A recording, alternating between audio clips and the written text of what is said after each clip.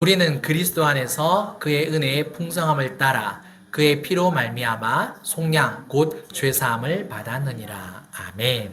아멘. 오늘은 십자가의 은혜라는 제목을 가지고요. 함께 말씀의 은혜를 나누기 원합니다.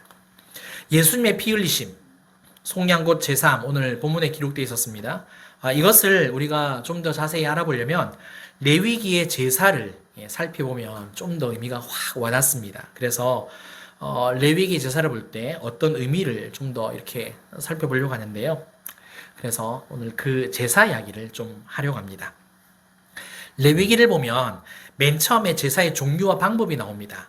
딱 나올 때 먼저 번제가 나오죠. 5가지 제사가 나오는데 번제, 소제, 화목제, 속죄제, 속건제 이렇게 5개가 나옵니다. 번제는 속죄의 목적이 있고 또 헌신의 목적도 있어요. 그다음 이제 두 번째 소제는요 감사 제사입니다. 감사.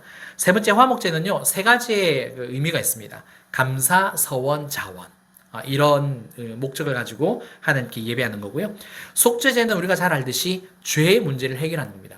죄 자체를 해결하는 거고, 속건제는 뭐냐면 죄의 문제를 해결함과 동시에 누군가에게 피해를 입혔을 때, 그게 하나님이든 사람이든 간에 피해를 입혔을 때 배상과 보상이 따른다. 이게 속건제입니다.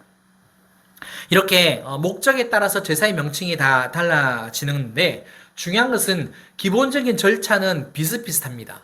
근데 번제로 드리는 이 레위기 1장을 보시면 1장 2절, 3절 해서 한 7절, 8절, 9절까지 여기가 가장 기본적인 절차이고요. 패턴입니다. 그래서 제가 이따가 한 절씩 이렇게 이야기를 하면서 어떻게 제사가 진행되는지 말씀을 드릴 거고요. 그 다음에 여기서 잠깐 확인할 것은 뭐냐면 지금 우리는 신약 시대를 살고 있습니다. 예수님의 살과 피를 대하는 이제 성찬에 이제 참여를 하고 있는데 오늘 이 순간만큼은 잠깐 구약이다. 내가 이스라엘 백성이다. 라고 이제 생각을 하고 말씀을 함께 이렇게 들어보셨으면 좋겠습니다. 자, 맨 처음입니다. 단계가 쭉 있는데요. 맨 첫 번째 단계 뭐냐면 가축 중에서 소나 양을 가져올 때에 흠이 없는 수컷으로 가져오는 게 첫 번째 단계입니다. 레위기 1장 3절 한번 보실까요?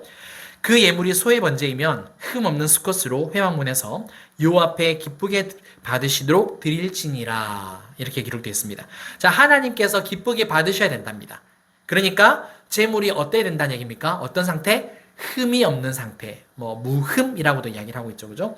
흠이 없어야 돼요. 뭐 이렇게 다리를 절룩거린다든지 눈이 뭐 한쪽이라든지 또 뭐 그런 거 절대 안 된다는 겁니다. 상처가 있어서는 절대 안 된다는 거죠. 우리도 만약에 누군가로부터 예물이나 선물을 받는데 어딘가가 깨졌다, 뭐가 좀 이상하다, 그러면 받는 입장에서 좀 어떻습니까? 좀 그렇죠, 그죠? 예, 그런데 이 예물을 받으시는 대상이 하나님이라면 이건 좀 정말 차원이 다른 그런 부분이겠죠. 흠도 없어야 하겠지만 또 정성도 들어가야 하지 않겠습니까? 자, 두 번째입니다. 두 번째 단계는 어떤 단계냐면 안수입니다. 안수예요. 레위기 1장 4절. 그는 번제물의 머리에 안수할지니 그를 위하여 기쁘게 받으심이 되어 그를 위하여 속죄가 될 것이라. 자, 여기서 제가 질문을 좀 드릴게요. 지금 내가 제사를 이제 드려야 되는 사람이라고 말씀을 드렸습니다. 구약시대예요. 내가 가져온 짐승의 머리에 안수하는 사람은 누구일까요? 나일까요? 제사장일까요? 누구입니까? 나입니까? 제사장입니까? 안수하는 사람. 본문을 잘 보시면 납니다. 나. 예, 나예요. 자, 그 다음에 왜 그러냐? 안수에는 이제 전가의 의미가 있기 때문입니다. 잘 들으세요.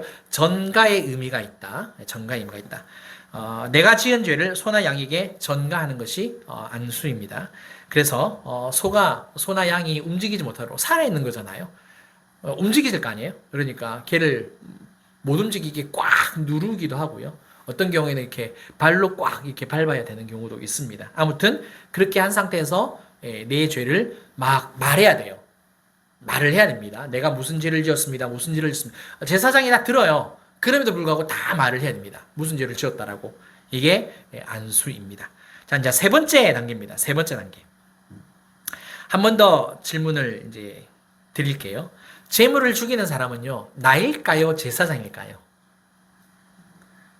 제물을 죽여야 되는 사람. 그러니까 소나 양이나 염소를 가지고 오잖아요. 이제 가정이 어려운 형편인 사람은 비둘기를 갖고 온단 말이에요. 그러면은 이 짐승을 죽여야 되는 사람은 나일까 제사장일까? 우리 예림이. 자, 나예요. 나예요. 성경을 보시면 그는이라고 됐습니다. 5절을 보시면은 그는이라고 적혀 있거든요. 예. 따라서 재물을 죽여야 하는 사람 납니다. 한 번 더 질문을 드릴게요. 그러면 재물을 죽이는 사람은요, 남자일까요? 여자일까요? 아니면 남자만 하는 걸까요? 재물을 죽여야 하는 사람. 남자, 여자. 소나 양을 죽이는데 엄청난 힘이 필요하거든요. 그 다음에 억수로 잔인하거든요. 예. 다 한 마리씩 다 죽여보셨죠? 자, 레위기 1장 2절 상반절 보시겠습니다. 이스라엘 자손에게 말하여 이르라 너희 중에 누구든지 여호와께 예물을 드리려거든. 자, 너희 중에 누구든지입니다. 히브리어로 아담이라고 되어 있고요. 아담은 우리말로 사람이란 뜻입니다. 이 사람이란 말 안에는 남자와 여자가 전부 다 포함이 됩니다. 그러니까 예레미야도 얄짤 없어요. 얄짤 없는 거예요. 갖고 왔으면 자기가 해야 되는 거예요. 그 다음에 아이들은 어떨까요? 아이들. 4세부터 12세까지는 우리나라도 이제 뭐 소년법이라는 게 있잖아요. 4세부터 12세까지는 죄를 범해도 부모가 그냥 이렇게 용서를 해줍니다. 근데 13세 이상이 되면, 성인식이라 그러죠. 13세 이상이 되면, 일반 성인처럼 똑같이 죽여야 합니다. 이게 장난 아닌 거예요. 자, 그러면 이제 소나 양을 죽이는 과정을 한번 좀 생각해 보겠습니다. 제사장이 칼을 딱 갖다 줍니다. 칼을 갖다 줘요. 그런데 보세요. 소나 양이니까 동물이잖아요. 큰 동물이니까 칼도 우리가 그냥 부엌에서 쓰는 아니면 과도 이거 아니에요. 제법 큰 거예요. 제법 커야 돼요. 만약에 심장을 찔러야 된다 그러면은 긴 이렇게 꼬챙이 같은 엄청 날카로운 그런 걸 줍니다. 그러면 이제 받아야 돼요. 받죠? 자, 문제는 칼로 찌른다고 해서 얘가 한 번에 죽을까요? 자, 생선은 많이 쳐보셨죠? 저도 많이 쳐봤어요. 뭐 내장 빼고 이렇게 막 쫙 이렇게 뭐 발라내는 거 많이 해봤단 말입니다. 자, 그런데 소, 양, 얘 큰 게 한 번에 죽나요? 자, 그다음 한 번 더 생각을 해보세요. 얘가 살아있는 동물입니다. 살아있는 동물은요, 죽는 것을 직감하죠. 그러면 가만히 있을까요? 가만히 나 죽여주세요. 이러고 있을까요? 저를 보시고. 아니에요. 몸부림칩니다. 난리가 납니다. 왜냐하면 자기도 생명이니까, 자기도 살아야 되니까. 발버둥을 친단 말이에요. 그럼에도 불구하고 묶기도 하고 꽉 눌러서 어떻게 된다? 내 한 손으로 어딘가는 찔러야 된다는 거예요. 근데 한 번에 찔러 죽이려면 어디를 찔러야 되죠? 머리, 목, 심장, 다리 찔러서 죽을 건 아니잖아요. 그러면 얘가 발버둥 치는데 한 번에 내가 찔렀다. 그러면 한 번에 이게 딱 급수에 맞아 죽습니까? 생선도 한 번에 딱 이렇게 치면 죽는가요? 썰어야 계속 찔러야 되죠. 자, 찌르면 어떻게 되죠? 피가 튑니다. 피가 막 튑니다. 내 얼굴에도 튀고, 왜냐면 아무 보호 장치가 없어요. 마스크 쓰지 않아요. 그냥 옷에서 피 튑니다. 우리가 숙련된 사람이 아니잖아요. 그쵸? 맨날 죽이는 사람 아니잖아요. 그러니까 이게 굉장히 힘든 일이에요. 얘도 발버둥 치고 살라고 막 움직이고 나는 야를 죽여야 되고. 죄송합니다. 사투리 써서 야는. 아무튼 간에 소나 양의 머리가 어떻게 쓰든지 찔러서 죽여야 됩니다. 그것도 깊숙이. 정말 무섭고 끔찍하고 잔인하죠. 근데 중요한 것은 뭐다? 그게 남자든 여자든 그 다음에 13세든 상관없이 해야 된다는 거예요. 죄를 범하고 죄사함을 받으려면. 자, 네 번째 단계. 가죽을 벗기고 각을 뜹니다. 자, 레위기 1장 6절. 그는 또 그 번제물에 가죽을 벗기고 각을 뜰 것이요. 자, 죽기는 했어요. 근데 이게 한 번에 안 죽는 건 아시죠? 피가 다 흘러나온다든가 완전히 이제 죽어야 죽는 거잖아요. 시간이 좀 걸려요. 근데 아무튼 죽긴 죽었어. 가죽을 벗겨야 된답니다. 자, 소나 양을 한 번에 벗길 수 있습니까? 우리 그 어시장 가면 생선 딱 이렇게 장어 가죽 벗기는 거 보시긴 보셨죠? 저도 자주 봤거든요. 왜냐하면 저도 늘 낚시하고 장어 이렇게 그 시장에서 장어 이렇게 해달라 그러면은 그 쇠꼬챙이에다가 딱 눈 꽂고 쫙 이렇게 한 번에 빼거든요. 예. 죄송합니다. 아무튼 늘 어렸을 때부터 그걸 본 거라서 뭐 소시장에서 아무튼 간에 아무튼 소나 양을 그려야 돼요. 아니면 작은 건 비둘기예요. 가죽을 벗겨. 그러면 또 한 번 더 질문해 볼게요. 가죽도 한 번에 벗겨집니까? 어쩌다 한 번 하는 내가 그걸 한 번에 벗길 수 있을까요? 그런데 아무튼 벗겨야 돼요. 피 터진 그 상황 가운데서. 두 번째, 각을 떤다는 것은 어떤 말이냐면 마디를 다 자른다는 겁니다. 마디를 다. 마디를 다 자른다는 것은 손목도 마디, 팔도 마디, 그 다음에 몸통과 머리도 마디라서 쳐야 됩니다. 근데 이거는 칼로 안 잘라져요. 요 몸통하고 머리 같은 경우에는. 그러면은 제사장이 도끼를 갖다 줍니다. 도끼를. 그러면 도끼로 이제 내리쳐야 돼요. 내리쳐야 돼요. 네. 마지막 다섯 번째 단계. 이제 각까지도 떴어요. 뭐, 여차여차해서 떴어. 했어요. 그러면 마지막 단계는 이제 어떻게 하냐면, 우리가 하지 않고요. 제사장입니다. 피를 받아요. 피를 받고, 그 다음에 제단에 이제 나무를 쫙 버려놓고 불을 태웁니다. 그리고 각을 뜬 머리, 몸통, 그 다음에 그 내장, 기름을 갖다가 제단에 쫙 불려서 다 불로 태웁니다. 그래야만 제사가 끝이 납니다. 자, 구약시대, 예수님이 오시기 전까지는 우리가 이 제사를 드려야만 죄가 해결이 되었어요.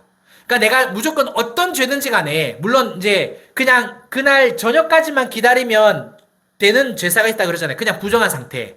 그러죠. 그죠? 뭐 동물 사체만. 그런 거는 괜찮은데, 그 외에 나머지 성경에서 말하는 죄를 지었을 경우에는 어떻게 된다고요? 어김없이 그 죄에 맞는, 그 다음에 나의 신분에 맞는, 그거에 따라서 소나 양이나 아니면 비둘기, 정말 극빈한 사람이라면 이제 고운 가루겠죠. 가지고 갔다라는 거예요. 그런데 자, 여기서 우리가 한 가지 이해하기 어려운 내용이 하나 있습니다. 그게 뭐냐? 레위기 1장 9절 하반절입니다. 보실까요? 이는 화제라 여호와께 향기로운 냄새니라. 자, 불로 태우니까 냄새가 나죠. 솔직히 우리는 소갈비든지 돼지갈비든지 고기 굽는 냄새는 진짜 좋잖아요. 고기를 잘 먹잖아요. 그죠? 그런데 재물이 타는 냄새를 성경에서 뭐라 말하냐면 향기롭대요. 하나님께 향기로운 냄새. 다른 말로 재물과 기름이 타는 냄새를 하나님이 진짜 좋아하신대요. 향기롭다라는 표현이 그게 있죠. 한번 상식적으로 생각해 보겠습니다. 정말 논리적으로 그냥 상식적으로 생각해 보세요. 동물을 태워서 이 냄새를 좋아하신다면 그 과정으로 이건 정말 엽기적인 신이 아닌가요? 동물 학대 아니에요? 살아있는 짐승을 잔인하게 죽이라고 하질 않나. 죽은 짐승의 내장과 기름을 태운 냄새를 향기롭다고 하지 않나. 그냥 그 냄새가 그렇구나가 아니라 향기롭다라는 이 표현이 오히려 우리한테, 아니면 너무 무던한가요? 그냥 성경을 쭉 읽으니까. 믿지 않는 사람은 이게 반감입니다. 그렇게 드리는 제사의 냄새가 향기롭다고? 이것을 어떻게 받아들여야 할까요? 자, 그러면 이제 하나님이 왜 이런 제사의 과정을 하게 하셨을까? 만들어 놓으셨을까? 또 향기로운 냄새라는 건 뭘 의미하는 걸까? 그 본래의 뜻까지 우리가 함께 살펴볼게요. 앞서 제가 제사의 5가지 단계, 뭐 5가지도 되고 6단계도 되는데요. 아무튼 뭐 그건 보기 나름이고, 흠없는 소나 양을 가져오는 것 첫 번째였고, 두 번째 안수하는 것, 세 번째 산재물을 죽이는 것이었고, 네 번째 가죽을 벗기고 각을 뜨는 것이었고, 마지막에 불로 태우는 단계로 이렇게 나와 있었습니다. 자, 여기에서요, 어느 한 단계가 빠지면 도살이 되고요, 어느 한 단계가 들어가면 제사가 됩니다. 어느 한 단계가 빠지면 도살이에요. 어느 한 단계가 들어가면 예배가 됩니다. 제사가 됩니다. 뭡니까? 안수요. 안수입니다. 자, 안수는 어떤 의미를 갖고 있다고요? 안수는 전가의입니다. 전가예요. 전가. 자, 안수 다음 단계부터는 뭐죠? 안수 다음 단계부터 짐승을 죽이는 거예요. 소나 양이나 비둘기를 죽이는 거예요. 자, 그런데 보세요. 그 안수라는 게 뭐였습니까? 내 죄를 전가를 시킨 거예요. 눌러놓고 내가 잘못한 죄를 다 말하는 거예요. 이제 고백하는 거예요. 자백하는 거예요. 그러면 내 죄가 지금 얘한테 간 거죠. 그죠? 그러면 얘가 이 짐승이 죽는 것은 어떻게 된다는 겁니까? 짐승이 죽는 것도 맞지만 뭐가 죽는다? 내 죄가 죽는 거예요. 아니 내가 죽는 게 아니고 내 죄가 죽는 거예요. 죄가. 왜냐하면 내 죄를 얘한테 다 넘긴 거니까. 짐승이 죽는 거 맞지만 눈으로 볼 때는 그게 맞지만 하나님 보실 때는요. 내 죄가 머리가 잘려지는 거고 피가 터지는 거고 각이 떠지는 거고 가죽이 벗겨지는 거예요. 내 죄가 그렇게 되는 거예요. 죄. 그리고 내 죄가 다 불타서 싹 없어지는 거예요. 냄새로 이렇게 남고 나머지는 다 사라지는 겁니다. 다시 설명해 보겠습니다. 내가 죄를 범한 거예요. 내가 지은 죄의 값은 내가 감당하는 게 그게 정의고 그게 공의예요. 그렇잖아요. 우리가 정의가 뭐냐고 공의가 뭐냐고 막 부르짖잖아요. 잘못한 사람이 당연히 책임을 져야지. 죄를 지은 사람이 당연히 죄값을 받아야지. 이게 정의 아니에요?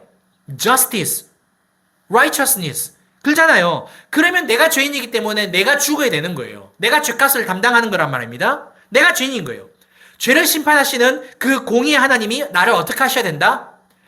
나를 죽이셔야 되고 나를 칼로 찔러야 되고 나가 죽을 때까지 계속 난도질 하셔야 되고 내 가죽을 벗겨야 되고 내 마디를 다 쩔따내야 된다는 거예요.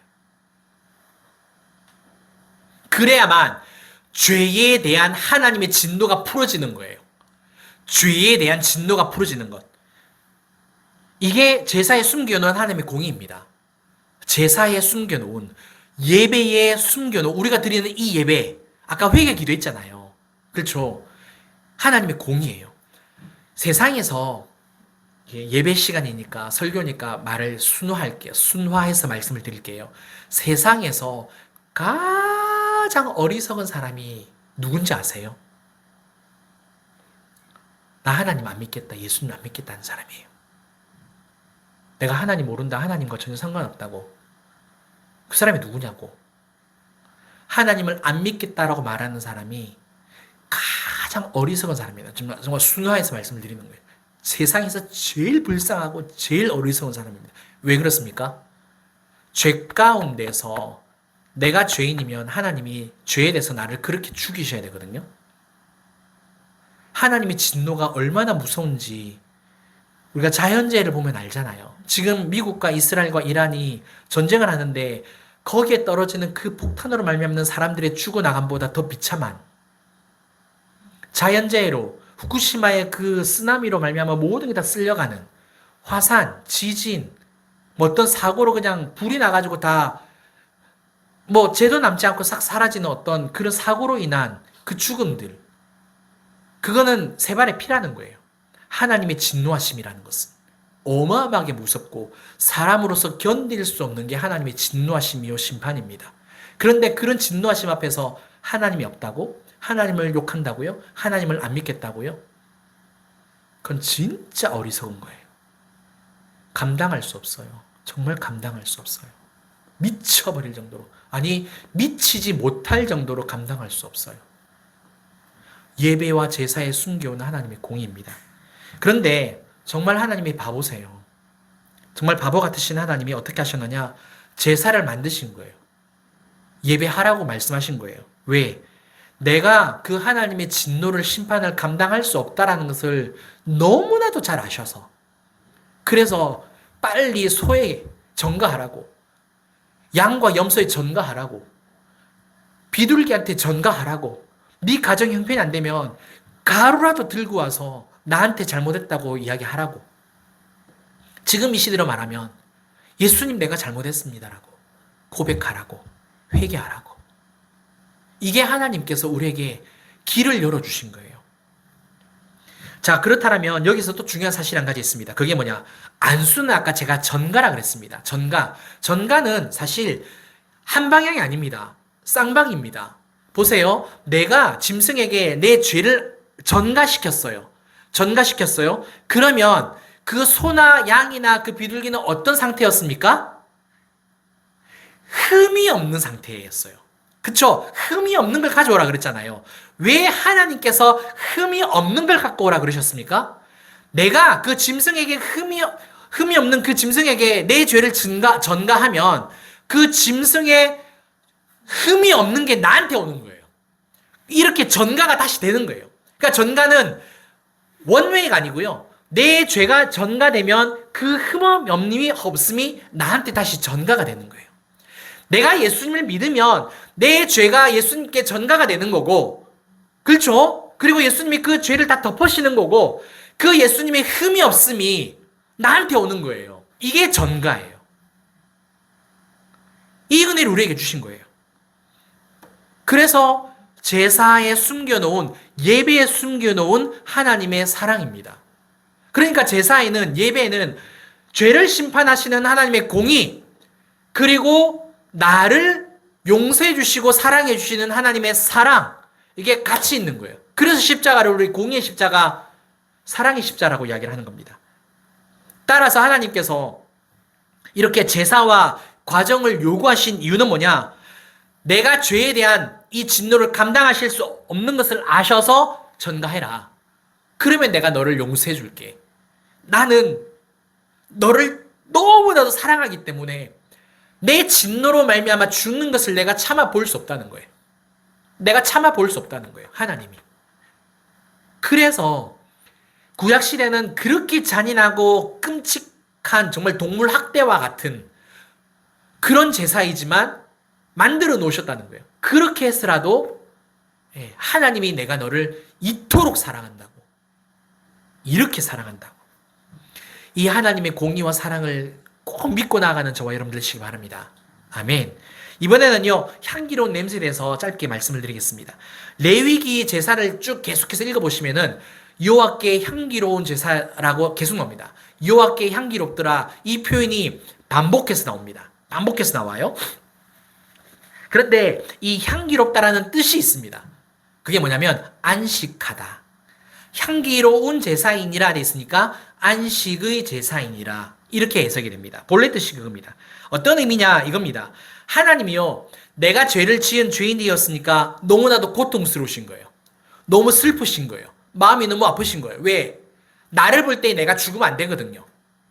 나를 창조하실 때 하나님이 영을 불어 넣으셨거든요. 하나님의 형상이 내한테 있거든요. 비록 죄 때문에 왜곡되었지만 하나님의 형상이 내 안에 있기 때문에, 하나님의 영이 내 안에 있기 때문에 내가 죽으면 안 되는 거예요.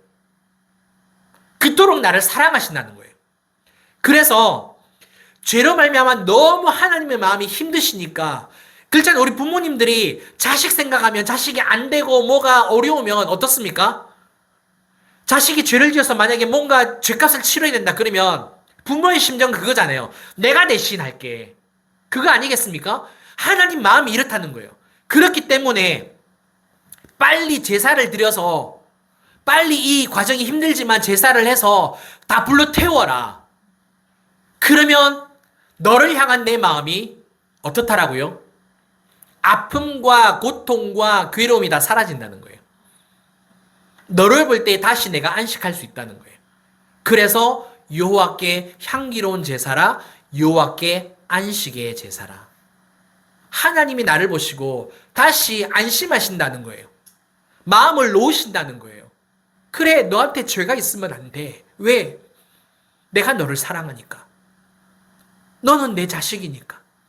내가 너를 살리기 위해서, 새 생명을 주기 위해서 내 아들 예수를 십자가에 못 박게 했으니까. 이게 하나님의 사랑이에요. 그래서 마음을 놓기 때문에 여호와께 향기로운 제사니라.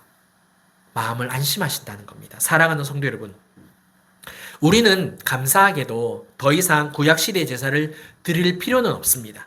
왜냐하면 하나님의 아들 예수님이 참 사람으로서 이 땅에서 십자가에 달려 죽으셨기 때문에, 내 죄를 다 담당하셨기 때문에, 예수님이 나의 죄로 예수님이 대신 피 흘려 죽으신 거고,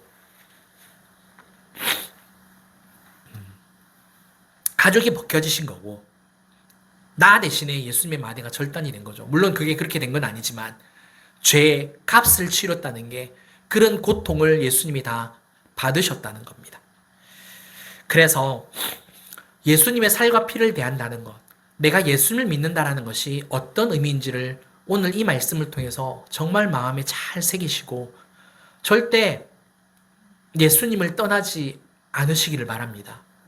예수님을 절대 부인하지 마시기를 바랍니다. 그리고 하나님의 말씀에 순종하시고 늘 제가 강조하듯이 말씀 지키는 것은 성령님이 아니면 어렵기 때문에 그거라도 안 되면 오직 예수님을 부르시라고 찬송을 통해서 빨리 예수님을 찾으시라고 오직 예수, 오직 예수.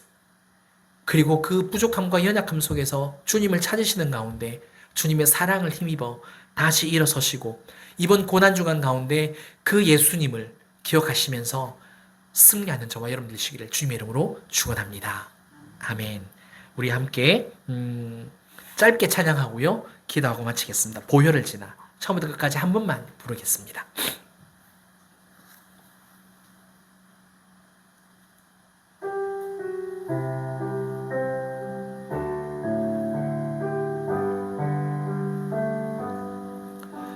보혈을 지나 하나님 품으로 보혈을 지나 아버지 품으로 보혈을 지나 하나님 품으로 한 걸음씩 나가네. 존귀한 주 보혈이 내 영을 새롭게 하시네. 존귀한 주 보혈이 내 영을 새롭게 하네. 우리 함께 기도하겠습니다. 이 시간 기도하실 때 하나님 아버지, 제사에 예배에 그런 깊은 숨은 뜻이 있다는 것을 다시 한번 더 깨닫습니다. 하나님께서 내가 죄를 지을 때마다 얼마나 마음이 아프고 힘들고 괴롭고 불편하신지 빨리 회개하라고, 빨리 내 앞으로 나아오라고 말씀하시는지요. 하나님, 진실로 주님의 마음을 기쁘시게 해드릴 수 있도록 온전히 예수님만 믿고 따르는 내 영혼 되게 하옵소서. 특별히 종료주일과 고난주일을 맞이하여서 주안을 맞이하여서 오직 예수님만을 묵상하는 복된 한 주간 되기를 원합니다. 우리 함께 고백하는 시간 되었으면 좋겠습니다. 기도하겠습니다. 사랑하는 하나님 아버지, 감사합니다. 아버지 하나님, 우리가 구약시대를 살았다면 정말 매 순간마다 죄를 지었을 때 어김없이 이렇게 잔인하고 끔찍하고 정말 아버지 참혹한 아버지 제사의 과정을 항상 겪었어야 할 것입니다.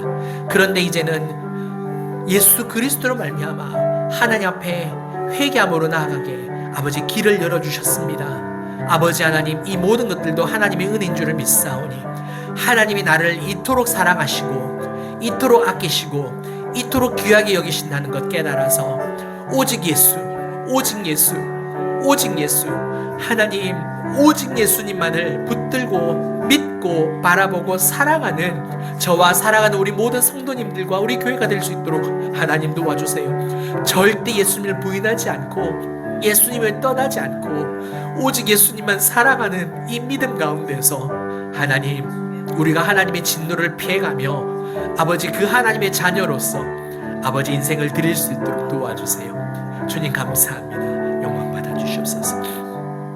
아멘. 사랑과 내가 풍성하신 하나님 아버지 감사를 드립니다. 하나님께서 사랑하는 아들 예수님을 이 땅에 보내어주시고 내 죄를 용서하시기 위하여, 나를 얻으시기 위하여 하나님 십자가에 달려 죽게 하신 그 하나님의 사랑, 그 은혜, 그리고 예수님께서 순종하며 순복함으로 하나님 아버지의 사랑을 확증하신 그 은혜, 진실로 잊지 않고 기억하고 인생을 삶을 영혼을 드리는 우리 모두가 되기를 간절히 소망합니다. 나의 구원자로 오신 그 예수님을 온전히 믿고 오직 예수님의 이름만을 부르며 신앙생활하는 우리 모두가 될 수 있게 주님 도와주시고, 특별히 이번 고난주간도 정말 예수님을 묵상하고 또 묵상하고 찬양하면서 오직 하나님께만 영광 올려드리는 복된 한 주간이 될 수 있도록 사랑하는 우리 모든 성도님들 될 수 있도록 인도하여 주시옵소서. 이 모든 것을 감사드리며 지금은 우리 주 예수 그리스도의 은혜와 크신 하나님의 사랑과 성령님의 감화감동 교통 충만하심이 오직 예수님만 그 십자가의 은혜만 사랑하고 붙들기로 결단하는 사랑하는 우리 모든 성도님들과 가정과 또 일터와 우리 신주빛 교회와 이 나라 이 민족 위에 이제로부터 영원토록 함께 있을지어다. 아멘. 아멘.